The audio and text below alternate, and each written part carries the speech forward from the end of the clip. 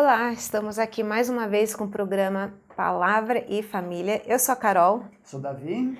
E hoje queremos falar sobre um assunto que às vezes é muito difícil saber como abordar. Quando morre alguém na família, o que dizer para uma criança?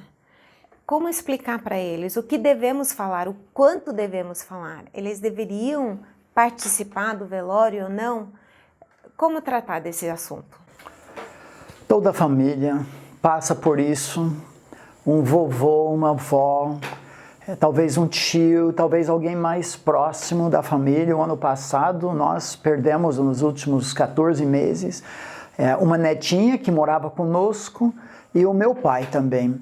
Isso surgiu várias perguntas entre os outros netos e nós precisamos lidar com isso. Perguntas bem difíceis, bem pertinentes.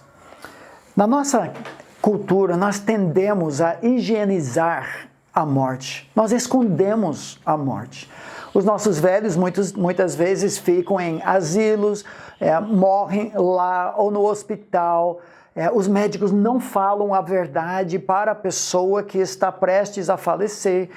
Talvez pelo desejo de poupá-lo, mas infelizmente isso cria outros problemas. À luz da palavra de Deus, a morte faz parte da vida. Nós vivemos melhor quando entendemos que todos nós vamos morrer.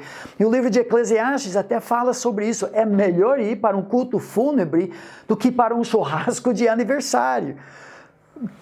Coisa ridícula, talvez alguém pense, mas nós vamos curtir muito mais o churrasco e o aniversário quando nós entendemos que, como cristãos, nós que cremos que Jesus morreu pelos nossos pecados, mas Ele drenou o aguilhão da morte, o veneno do pecado em si mesmo.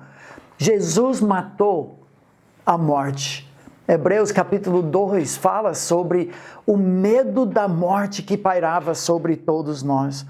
Então, nós queremos transmitir o que a palavra de Deus fala sobre a morte de pessoas queridas, mas que vão morar com Jesus.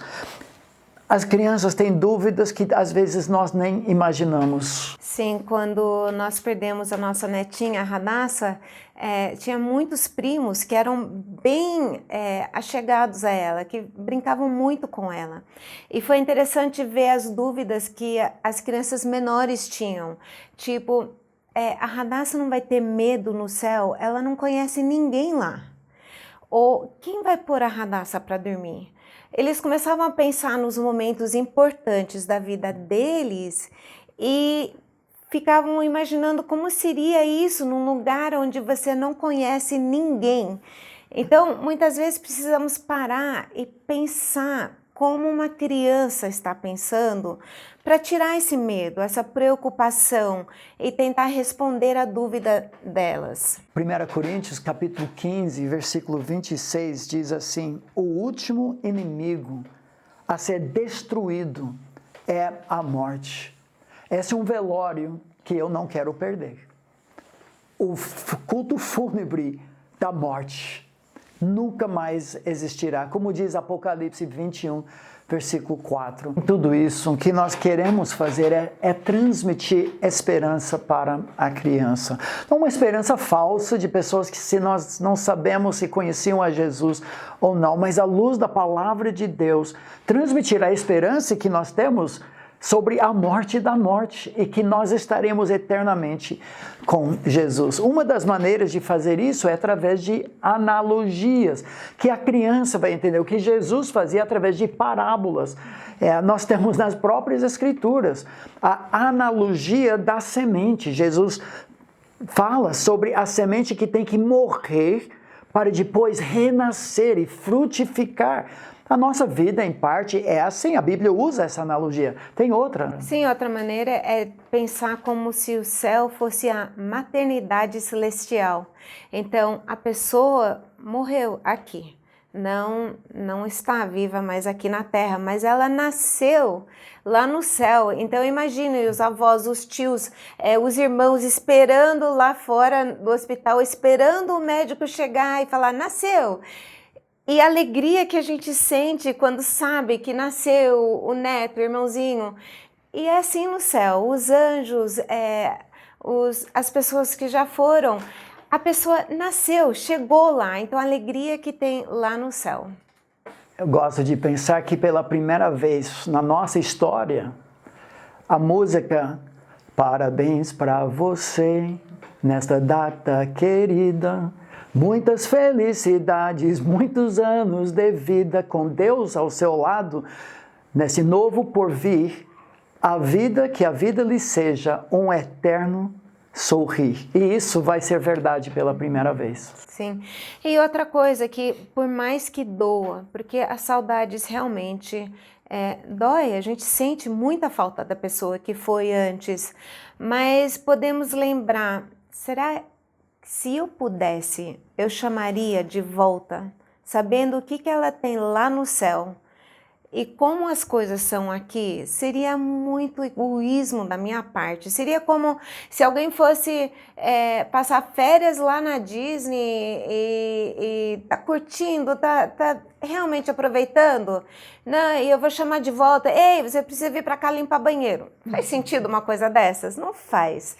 Então, às vezes, pensar naquilo que é real nos ajuda também. Obviamente, essa não é uma desculpa, uma sugestão da pessoa tirar a sua vida, mas sabendo que foi a vontade de Deus, que essa pessoa partisse para a eternidade, como trazer de volta para esse mundo miserável?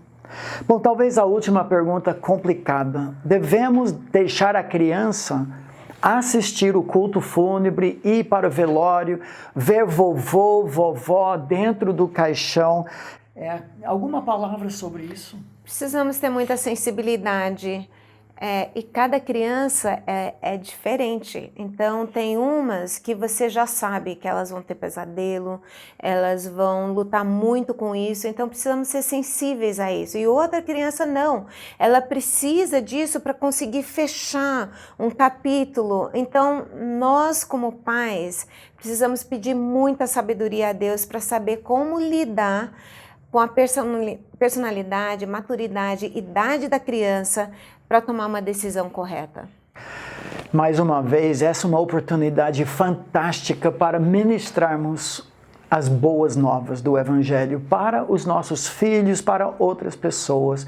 E muitas pessoas, por causa de assistir um culto fúnebre, está presente no cemitério. Isso conduz as pessoas até Jesus Cristo e a esperança de vida eterna e da morte, da própria morte, que nós teremos por causa da obra final dele, na cruz vazia e no túmulo vazio. Muito obrigado por ter ficado conosco em mais um programa Palavra e Família.